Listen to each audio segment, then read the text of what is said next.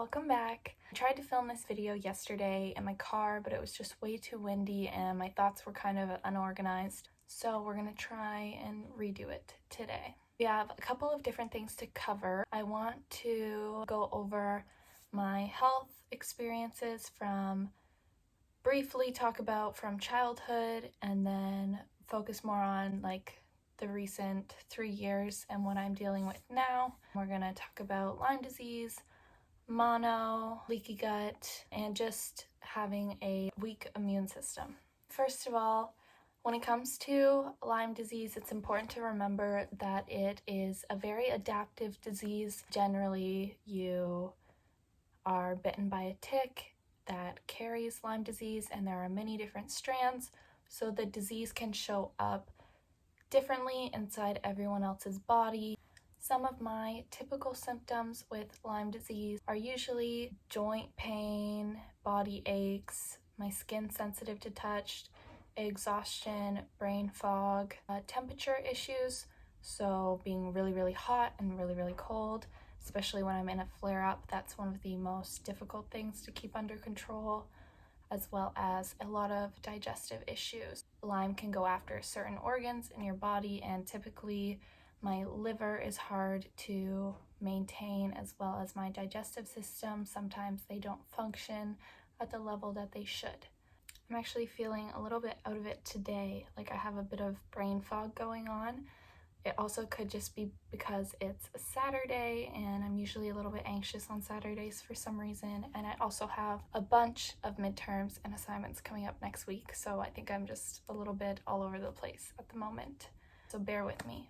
But yeah, I want to get into why I personally want to share my story. When I was first diagnosed with Lyme disease, it was very difficult to find anyone talking about it on social media, and with a disease that's really adaptive and different in every person, as well as the lack of awareness about the disease, and even a lot of doctors don't know a whole lot about it. I really wish I could have found someone that I could have related to. Sometimes hearing personal lived experience is really helpful with something like an autoimmune disease. Although professional advice is obviously super necessary and important, it is really nice to connect and relate to somebody else going through the same thing.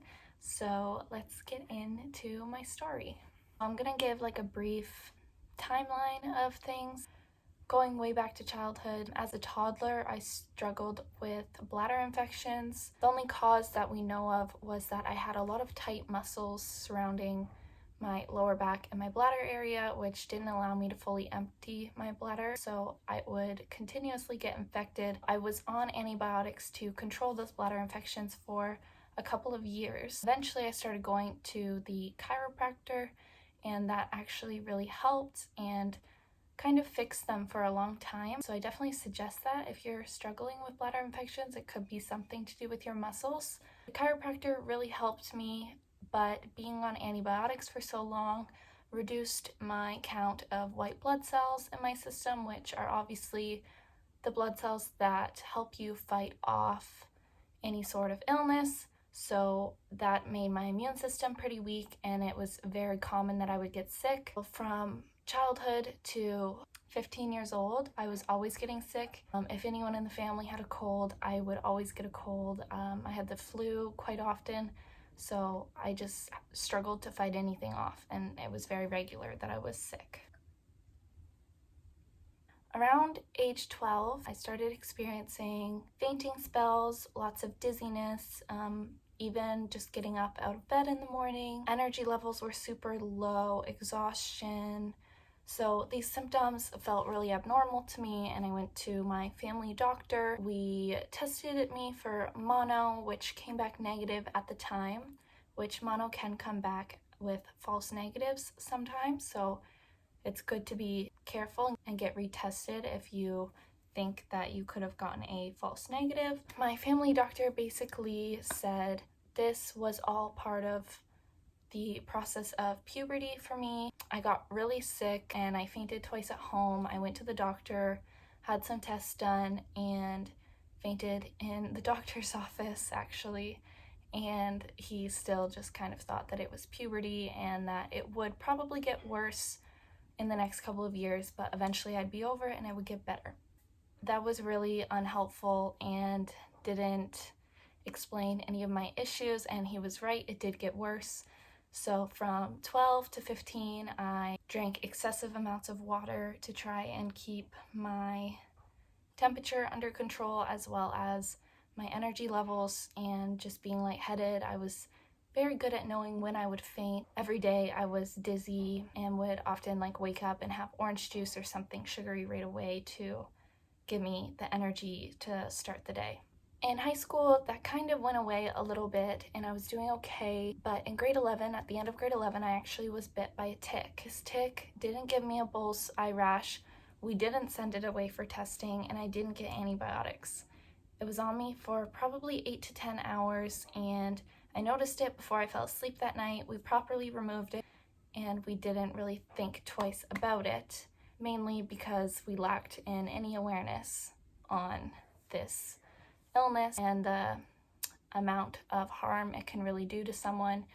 So later that year, when I turned 17, got strep throat and had to get treated with antibiotics for that. From my understanding, sometimes antibiotics can bring out underlying illnesses that you're dealing with.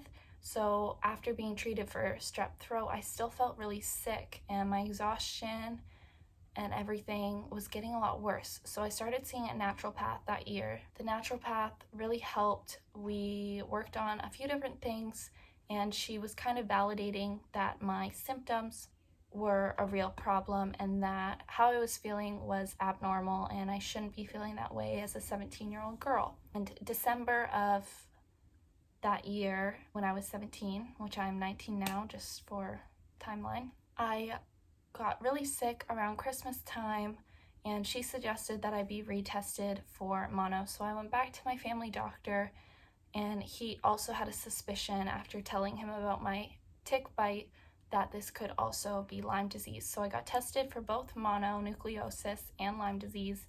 Both test results came back positive. So then I was finally validated for why I was feeling this way. So after that, I changed a few different things in my diet. I avoided inflammatory foods like gluten and dairy, and I took the antibiotics that they give you for Lyme disease, which is only about a month, and I really started to feel a lot better.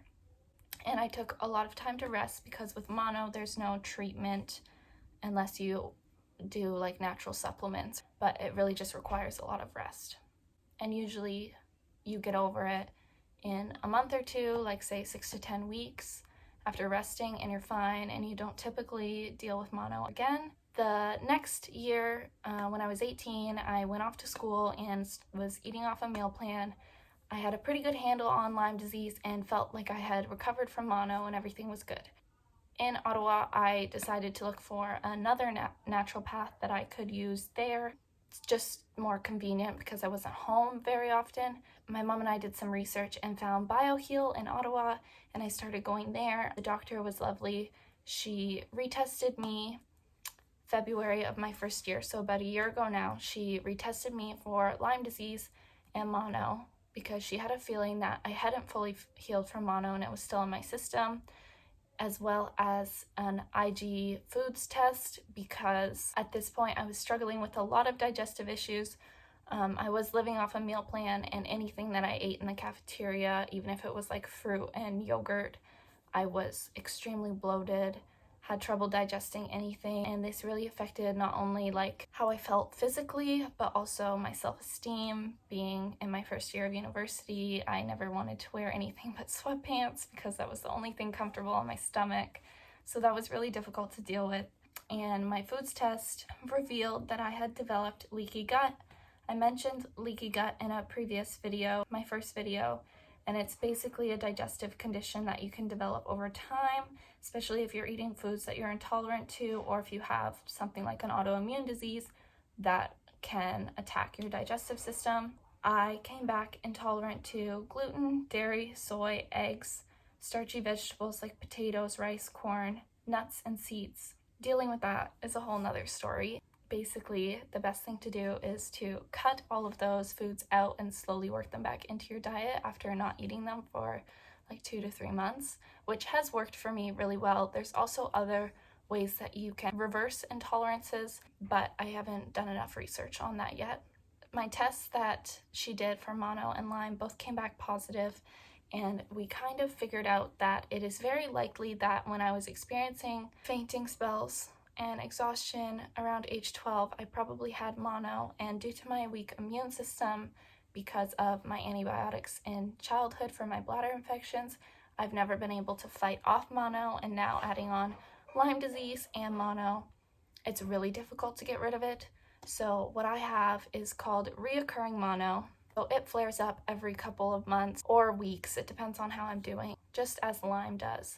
And the symptoms between mono and Lyme are very similar. It can be really hard to differentiate the two illnesses and where my symptoms are coming from. So it's been about a year since I had those tests done, and I'm feeling really good. This past school year, my second year of university, which I'm in right now, has been really good. I've also had the luxury of living at home this year, which is really helpful with my food restrictions because I have my mom. I'm really lucky, and we're able to buy certain foods for me to eat, as well as continuing to work with my naturopath. My digestive system is functioning at a much higher level. I can eat a lot of the foods that I couldn't before, although I still have to be careful. Lyme and mono do affect me every once in a while, but I've gained a lot of tools to prevent those flare-ups and handle them, as well as having my doctor just a phone call away. I have both my doctor in Ottawa as well as a naturopath here, and I really want to recommend looking into holistic approaches to health, like visiting a naturopath, especially for females. I think this is huge with the change in our hormones, and there's a lot of things in a woman's body that traditional medicine doesn't necessarily take care of or approach perfectly for everyone, as we're all so different. So I highly recommend looking into naturopaths, although I do want to recognize that those health services are not cheap. They are quite expensive and hard to maintain. I do understand that I am very privileged to be able to afford those services, to have those services so close by, because not only are you investing in the service, but you're also investing in purchasing supplements, the things that they recommend that you take. And it's a really long journey, so you kind of have to be prepared for a lot of ups and downs. So I hope I haven't missed anything, but that is kind of an overview of my health journey thus far. I have a lot that I am still working on, and it has really given me a passion for health, especially women's health. I have a lot to share, and as I'm discovering new tools to use to handle this disease, I want to share them here on social media. Like I said, I would have loved to have had someone to connect to and just kind of relate to when I was first dealing with it, so I hope that this can help someone. It is also so very important to be aware of Lyme disease and the health risks. A lot of the information online is misleading, especially in Canada. There's not a lot of awareness for it or education on Lyme. So it is important to know how to prevent getting bit by a tick, as well as the precautions to take when you are bit. So I personally recommend that you save the tick and send it away for testing. At the same time, you need to make a doctor's appointment and request to get antibiotics right away. This is just based off my experience and what I know, but I do think it's really important to go ahead and take the precautions when you are outdoors, as well as knowing what to do if you do get bit by a tick.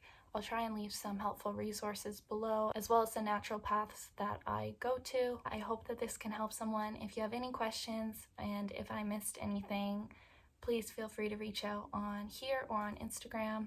I don't mind chatting at all. So hope you have a lovely day, and I hope that I covered everything, and I'll see you guys soon.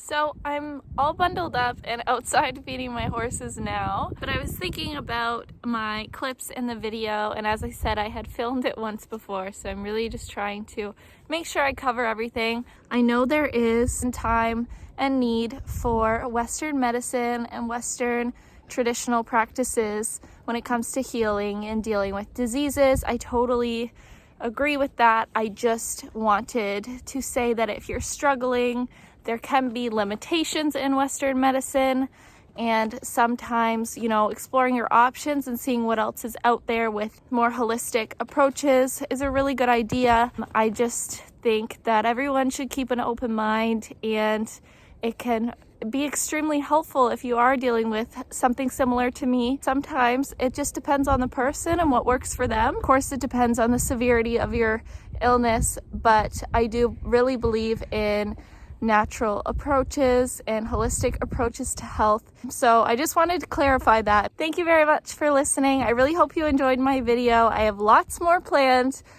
I would like to do a cooking video soon, a favorites video of health-inspired favorites, products, services, all kinds of different things, and maybe even like a weekly vlog during my reading week. So look forward to those and have a wonderful day.